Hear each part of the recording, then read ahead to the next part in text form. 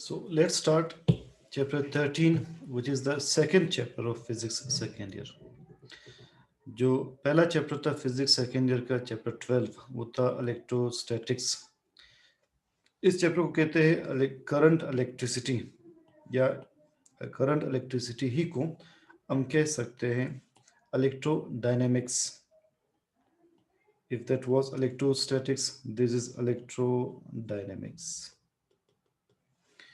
Electrodynamics को कैसे define करते हैं, let's see.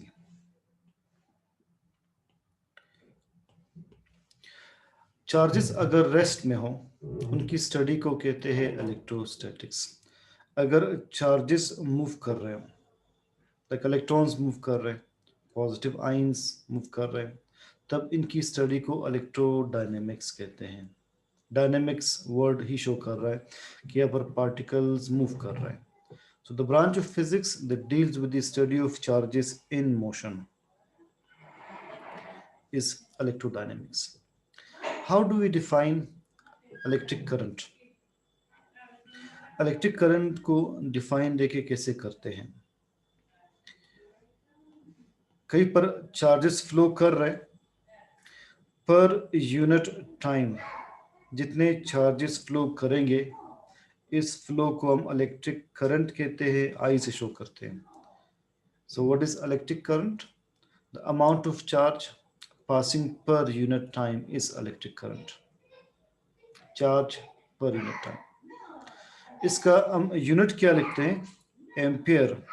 1 ampere is equal to 1 coulomb per second. 1 coulomb per second. देखिए, चार्ज कूलम्ब होगा, टाइम सेकेंड होगा। अगर 1 सेकेंड में 1 कूलम्ब चार्ज फ्लो करे तब आप करंट कहेंगे 1 एम्पियर है। 1 सेकेंड में 1 कूलम्ब चार्ज मूव करें, करंट 1 एम्पियर होगा। सो एम्पियर को आप कैसे डिफाइन करते हैं? Current is 1 ampere. Current is 1 ampere if what? If 1 coulomb charge moves in 1 second. If 1 coulomb charge moves in 1 second.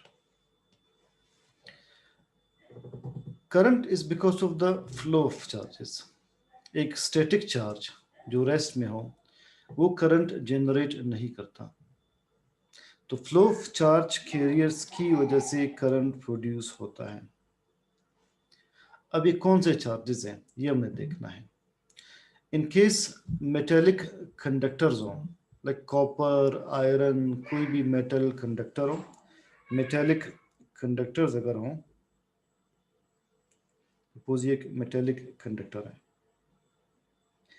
In metallic conductors में charge कौन सा होगा? मेटल्स में जो एटम्स मौजूद होते हैं, इन मेटल्स के या इन एटम्स के आउटर मोस्ट इलेक्ट्रॉन्स फ्री होते हैं। किसी भी मेटल की अगर आप फीचर देख ले, उसके आउटर मोस्ट इलेक्ट्रॉन एटम से निकल कर फ्रीली मूव कर सकते हैं। इसीलिए मेटल्स पॉजिटिव आयंस के फॉर्म में होते हैं। एटम जब इलेक्ट्रॉन लूज करेगा वो पॉजिटिव आयन बन जाएगा। तो मेटल की नेचर ये है कि उसके एटम्स के आउटर मोस्ट शेल के इलेक्ट्रॉन्स न्यूक्लियस के साथ टाइटली बाउंड नहीं होते, वो इलेक्ट्रॉन्स एटम्स से निकलने के बाद फ्लो करते हैं। सो लिहाजा आप ये कह सकते हैं किसी भी मेटेलिक कंडक्टर में करंट का कॉज क्या है? Flow of electrons. तो मेटेलिक कंडक्टर्स में electric current is because of the flow of electrons. Which electrons? Flow of free electrons. जो इलेक्ट्रॉन्स एटम से निकलकर फ्रीली मूव कर रहे हैं, they are the cause of current. Kindly screen पर कुछ ना लिखे, आप में से कोई एक ऑनलाइन स्क्रीन पर कुछ लिख रहा है, सो अवॉइड इट। इलेक्ट्रोलाइट्स, और उसे इरेज कर ले। इलेक्ट्रोलाइट का मतलब है एक ऐसा सोल्यूशन जिसमें से करंट फ्लो कर सके। इसे हम आगे इसी चैप्टर में डिफाइन करेंगे कि electrolyte is a solution that allows the flow of current. तो इलेक्ट्रोलाइट्स में, किसी भी इलेक्ट्रोलाइट में करंट का फ्लो कैसे पॉसिबल है? हमने कहा कि करंट का फ्लो सिर्फ उस वक्त पॉसिबल है जब चार्जेस फ्लो करें, तो इलेक्ट्रोलाइट्स में पॉजिटिव और नेगेटिव आयंस फ्लो करते हैं। For example copper sulphate solution है, तो उसमें कॉपर के आयंस और सल्फेट के आयंस जब ये फ्लो करेंगे, करंट फ्लो करेगा। So in electrolytes, the flow of current is because of the flow of positive and negative ions. Flow of positive and negative ions. So हम point क्या discuss कर रहे हैं कि इलेक्ट्रिक करंट कैसे possible है। जब भी चार्ज कैरियर्स मूव करेंगे करंट फ्लो करेगा। मेटेलिक कंडक्टर्स में इलेक्ट्रॉन्स के फ्लो की वजह से करंट जनरेट होता है। सोल्यूशन में यानी इलेक्ट्रोलाइट्स में आयंस के फ्लो करने की वजह से करंट फ्लो करता है। गैसेस में फ्री इलेक्ट्रॉन्स भी हो सकते हैं, आयंस भी हो सकते हैं। आप किसी भी गैस में अगर हम कंसिडर कर ले तो उसमें करंट का फ्लो कैसे पॉसिबल है। गैसेस में आयंस एंड फ्री इलेक्ट्रॉन्स की वजह से करंट फ्लो कर सकता है। तो ये तीन डिफरेंट मीडिया में करंट का फ्लो इस तरह पॉसिबल है। करंट की डायरेक्शन क्या होगी। करंट को हम डायरेक्शन के लिहाज से दो टाइप्स में डिवाइड करते हैं। एक को कहते हैं कन्वेंशनल करंट। देखिए कन्वेंशनल करंट पॉजिटिव डायरेक्शन से मूव करता हुआ नेगेटिव डायरेक्शन की तरफ आता है। तो जो करंट पॉजिटिव टर्मिनल से मूव करे नेगेटिव की तरफ, उसे कन्वेंशनल करंट कहते हैं। And this is possible because of positive charges, इसलिए कि पॉजिटिव टर्मिनल से पॉजिटिव चार्जेस ही मूव करते हैं। तो डिफाइन मैं करता हूँ, फिर इसका आपको कंसेप्ट बता देता हूँ कि करंट तो इलेक्ट्रॉन्स की वजह से फ्लो करता है, या पर हम कैसे डायरेक्शन ऑपोजिट लेते हैं। सो करंट की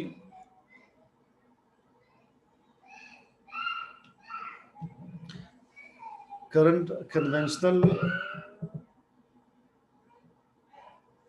करंट की डेफिनेशन देखिए क्या है। Current due to flow of positive charges from the positive terminal of battery to its negative terminal, it is conventional current. जबकि एक्चुअल कंसेप्ट ये कि ये देखिए वायर है, वायर में करंट सिर्फ इलेक्ट्रॉन्स की वजह से फ्लो करता है। तो कन्वेंशनल करंट का असल में हिस्टोरिकल बैकग्राउंड ये है कि 150 ईयर्स अर्लियर जब पहली बार करंट को स्टडी किया गया, तो ये ख्याल था कि शायद करंट फ्लो कर रहे पॉजिटिव चार्जेस की वजह से। तो उन्होंने कहा कि पॉजिटिव टर्मिनल से नेगेटिव टर्मिनल की तरफ डायरेक्शन ली जाए। आज वो बात एक कन्वेंशन बन गई, एक रस्म बन गई है कि हम पॉजिटिव से नेगेटिव डायरेक्शन लेते हैं। अदरवाइज जो करंट एविडेंस है, वायर में यानी किसी भी कंडक्टर में करंट फ्लो करता है फ्री इलेक्ट्रॉन्स की वजह से नेगेटिव डायरेक्शन से पॉजिटिव डायरेक्शन की तरफ। तो ये एक हिस्टोरिकल बैकग्राउंड इसका हुआ। About 150 years earlier, when current was studied, it was thought that it flows due to positive charges. Therefore, its direction was considered from positive to negative direction. अब जो current की अगली टाइप है electronic current.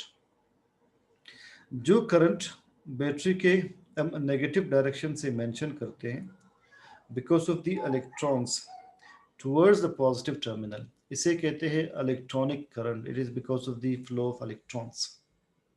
सो screen पर definition आप देख लें।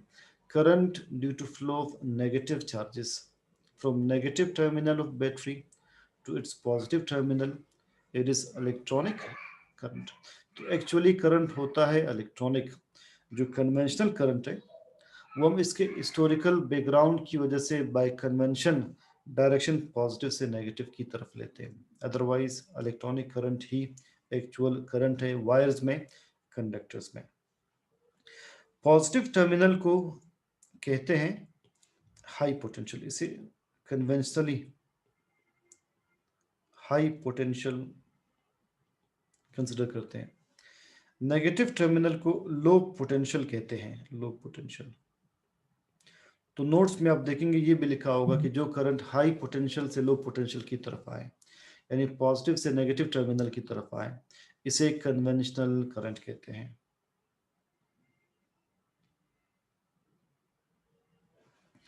Current through a metallic conductor, एक मेटेलिक वायर हो या कंडक्टर हो, उसमें करंट फ्लो कैसे करता है। इसके हमने दो केसेस पढ़ने, यही आज का लास्ट टॉपिक है इस सब्जेक्ट में। अगर एक वायर है, सपोज जमीन पर पड़ा है, कॉपर का वायर, आयरन का वायर, जो कि मेटेलिक कंडक्टर है, उसमें करंट मौजूद होगा अगर आप हाथ लगाएंगे? नहीं होगा। हालांकि उसमें फ्री इलेक्ट्रॉन्स तो मौजूद है, तो फिर करंट क्यों नहीं होगा? जब तक आप इसे बैटरी के साथ कनेक्ट नहीं करते, तब तक इसके अंदर जो फ्री इलेक्ट्रॉन्स हैं वो जितने लेफ्ट टू राइट मूव करेंगे, उतने ही राइट टू लेफ्ट मूव करेंगे। लिहाजा there is no net flow of current. Current उस वक्त कंसिडर होगा जब सारे के सारे एक डायरेक्शन में मूव करेंगे। अब यहाँ पर आपके सामने स्क्रीन पर आप देख सकते हैं कुछ electrons left to right move कर रहे हैं, कुछ राइट टू लेफ्ट मूव कर रहे हैं। सो अगर आप किसी वायर को बैटरी के साथ कनेक्ट नहीं करते, there is no net flow of current. Why? Reason क्या है? Because current number of electrons moving to the left is equal to number of electrons moving to the right, because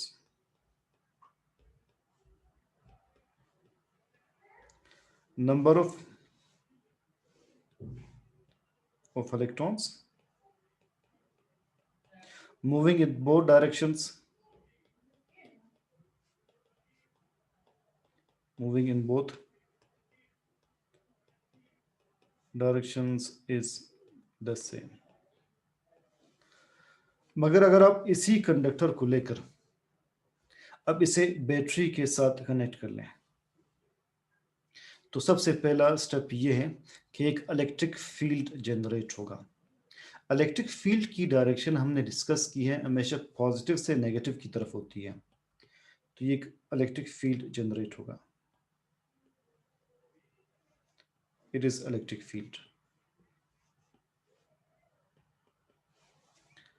जब electric field generate होगा तब electrons एक ही direction में move करेंगे। किस direction में मूव करेंगे? फील्ड लाइंस के अगेंस्ट मूव करेंगे। इलेक्ट्रॉन्स फील्ड लाइंस के अगेंस्ट मूव करेंगे। इलेक्ट्रॉन्स फील्ड लाइंस के अगेंस्ट क्यों मूव करेंगे? Along the field lines move करना चाहिए, इसलिए electrons against the field lines move करेंगे कि इलेक्ट्रॉन्स के ऊपर चार्ज नेगेटिव है और बैटरी के इस टर्मिनल के ऊपर चार्ज नेगेटिव है। तो ये जो नेगेटिव टर्मिनल है बैटरी का, ये इलेक्ट्रॉन्स को रिपेल करेगा पॉजिटिव टर्मिनल की तरफ।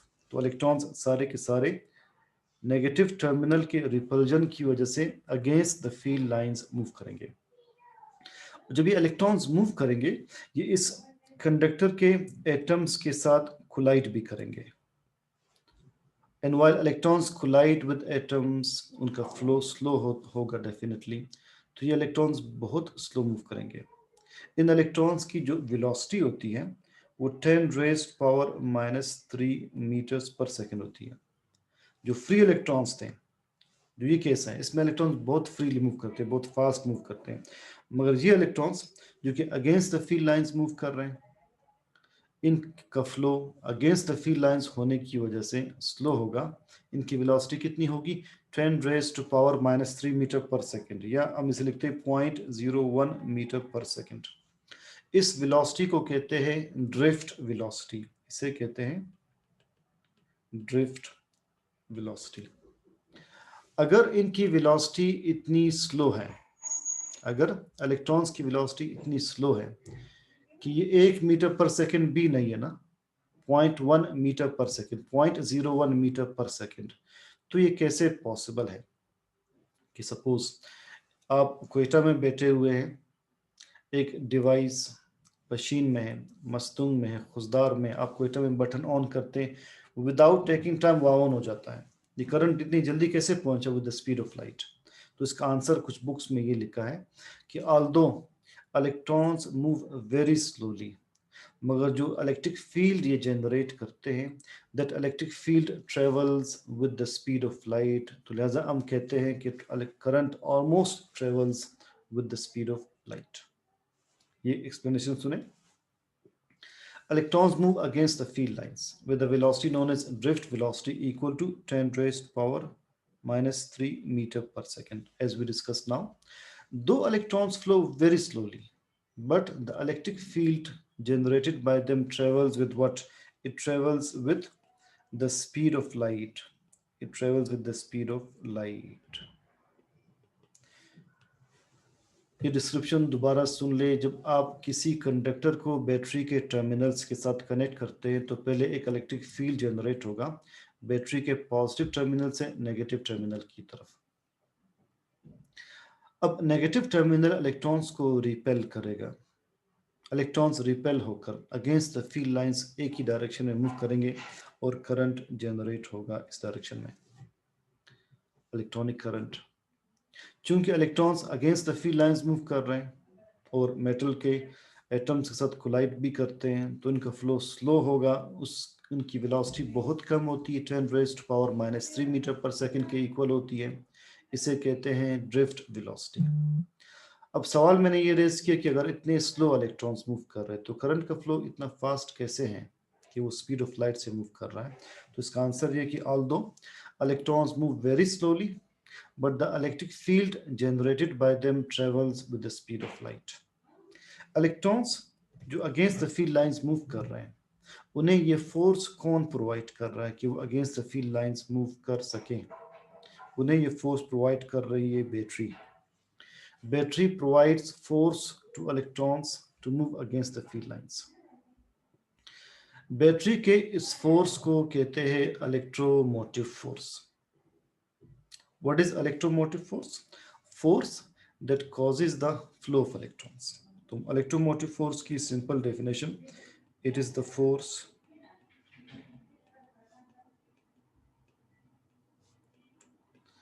हमारी अगली डिस्कशन इलेक्ट्रोमोटिव फोर्स पर ही होगी तो लिहाजा ये लास्ट डेफिनेशन कल का टॉपिक बन जाएगा. It is the force that causes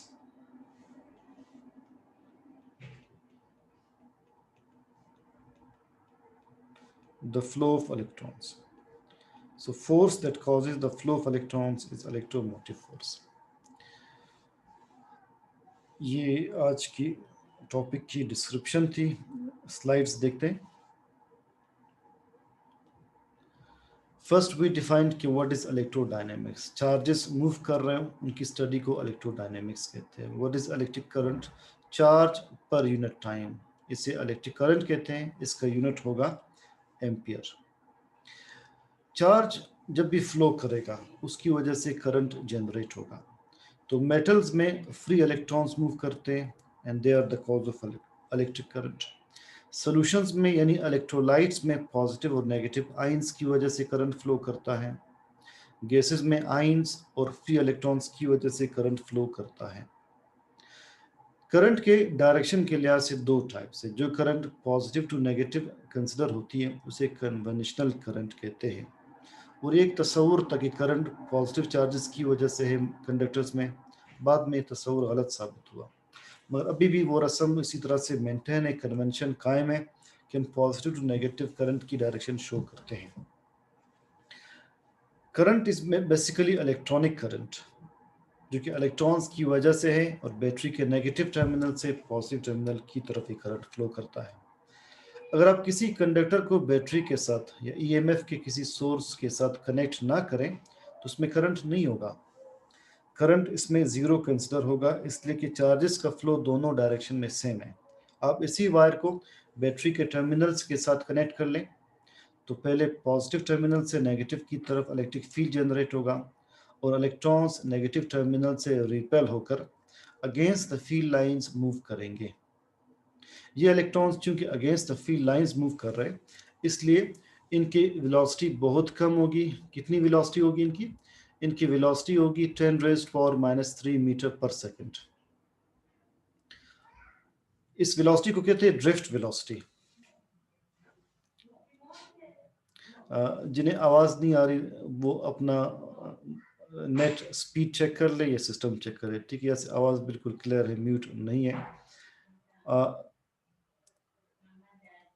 एक क्वेश्चन मैंने रेज किया कि अगर इलेक्ट्रॉन्स की स्पीड इतनी कम है 10⁻³ मीटर पर सेकंड है, तो ये कैसे पॉसिबल है कि करंट स्पीड ऑफ लाइट से मूव करता है? तो इसका आंसर ये कि गो के इलेक्ट्रॉन्स की स्पीड बहुत कम है, मगर वो जो इलेक्ट्रिक फील्ड जनरेट करते हैं that travels with the speed of light. So you can say current travels with the speed of light. Electrons के फ्लो के लिए जो फोर्स बैटरी से प्रोवाइड हो रही है उसे ईएमएफ कहते हैं या इलेक्ट्रोमोटिव फोर्स कहते हैं। आगे ये बात भी डिस्कस होगी कि ईएमएफ और वोल्टेज या पोटेंशियल डिफरेंस ये सारे के सारे सेम चीज़ें हैं या डिफरेंट हैं। तो ये था आज का